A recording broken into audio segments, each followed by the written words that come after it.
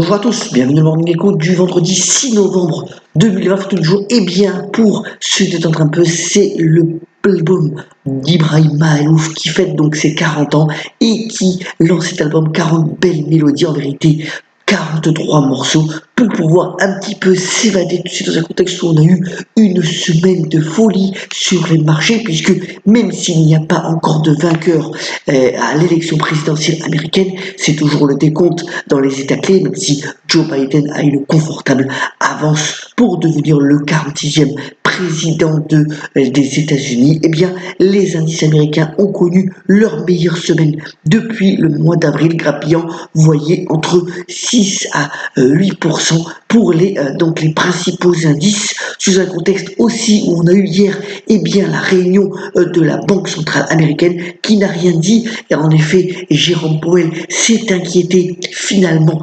de l'augmentation des cas de coronavirus au sein des États-Unis, puisqu'on en est passé les 100 000 cas quotidiens et que cela pourrait peser sur l'économie et sur l'élan économique retrouvé outre-Atlantique, mais pour le moment pas de mesures supplémentaires. Alors l'autre grand gagnant, bien entendu, de cette semaine, eh bien c'est le Bitcoin. Vous voyez qu'on est passé largement au-dessus des 15 000 dollars pour une crypto-monnaie. L'élan est assez considérable, c'est plus de 115% depuis les débuts de l'année et il y a toujours un mouvement fort de certains investisseurs donc sur ces crypto-monnaies dans le contexte actuel.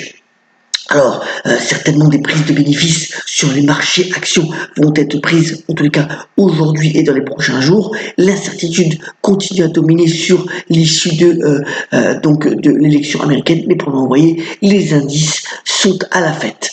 Autre point aussi au niveau macro, eh bien, c'est la Commission européenne qui s'est penchée sur les perspectives économiques de la zone pour les prochaines années.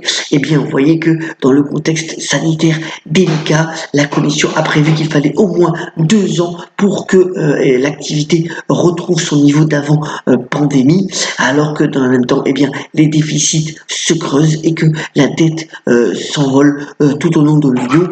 Pour le moment, eh bien entendu, la Banque centrale européenne veille à ce qu'il n'y ait pas de problème financier majeur, mais enfin voilà, c'est quand même, ça va mettre du temps pour retrouver des taux de croissance et des niveaux assez satisfaisants au niveau donc de la zone euro.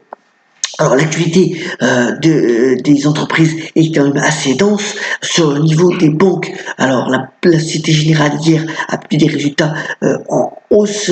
C'était la première fois depuis 3 trimestres et c'est plutôt une bonne nouvelle. Voilà que l'action a pris 3,70%. Tous les voyants sont revenus au vert. Pour ce qui concerne donc Natixis, Natixis veut tourner la page du risque de réputation que la banque a eu à cause des fonds H2O. Donc la banque va vendre sa participation dans H2O Asset Management. Un nouveau plan stratégique sera d'ailleurs présenté en juin prochain par Natixis, alors que le nouveau directeur Nicolas Namias est plutôt optimiste sur la capacité donc de Natixis à retrouver un chemin de croissance sain. Autre point aussi, hier soir, donc on a eu les résultats d'Uber.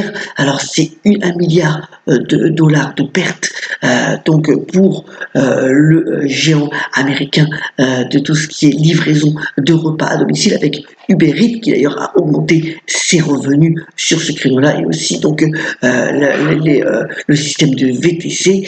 Uber est plutôt confiant sur sa capacité à pouvoir redevenir pour la première fois donc bénéficiaire à partir de 2021. Vous voyez que l'action a bien réagi. Il y a eu aussi une bonne nouvelle au niveau juridique en Californie pour donc Uber. Vous voyez que l'action dans le sillage du Nasdaq a bien rebondi, retrouvant pratiquement ses niveaux d'introduction en bourse qui étaient à 45 dollars il y a près de 2 ans. Et puis pour Alibaba, c'est plus délicat. D'abord, 2 points concernant Alibaba, la cotation finalement de Ant, donc le bras financier, sera reporté d'au moins 6 mois. Et puis les résultats publiés démontrent une certaine décélération. Vous voyez, c'est pour ça que l'action a perdu de 69%, mais rien d'inquiétant. Le profil de croissance reste quand même assez considérable pour Alibaba, mais quelques prises de bénéfices hier donc à la bourse de New York.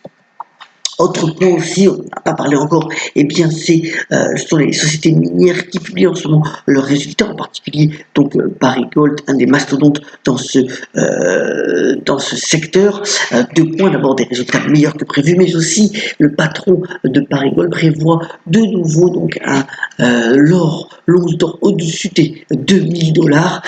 C'est dû aux politiques monétaires menées dans les différents pays occidentaux pour contrer bien entendu les effets du Covid-19 et donc des perspectives là aussi assez bonnes pour tout ce qui est valeur minière, que ce soit donc Barrick Gold ou les autres concurrents. Il y a encore du potentiel de croissance à considérer donc sur ce segment d'activité.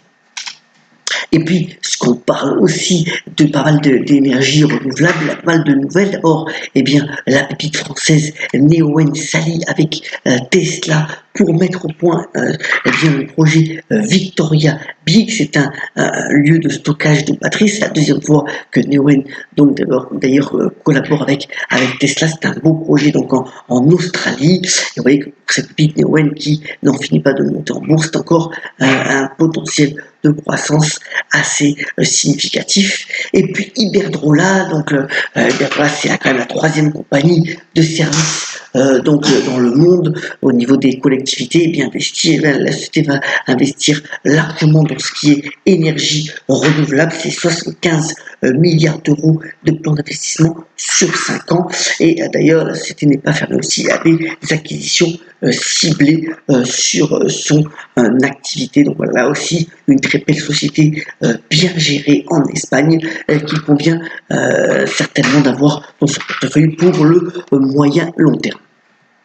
Alors encore une fois, pour pouvoir s'évader, eh bien vous savez que commence cette course incroyable à voile du Vendée Globe Challenge.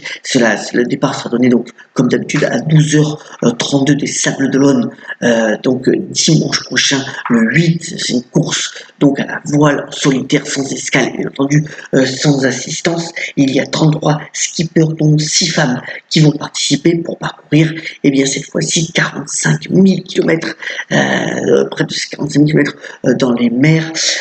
Alors c'est assez intéressant cette course à suivre, de sites pour pouvoir suivre au plus près.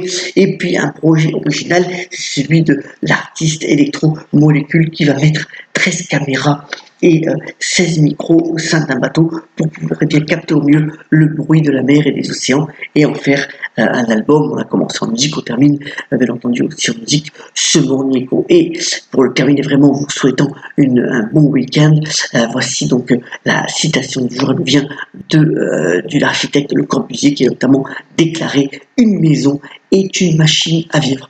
Soyons prudents, mettons le masque et solidaires vraiment dans cette période. C'est la meilleure façon de limiter au maximum les effets de progression du Covid. Je vous souhaite une très bonne journée et à très bientôt sur Morning Echo. À très vite.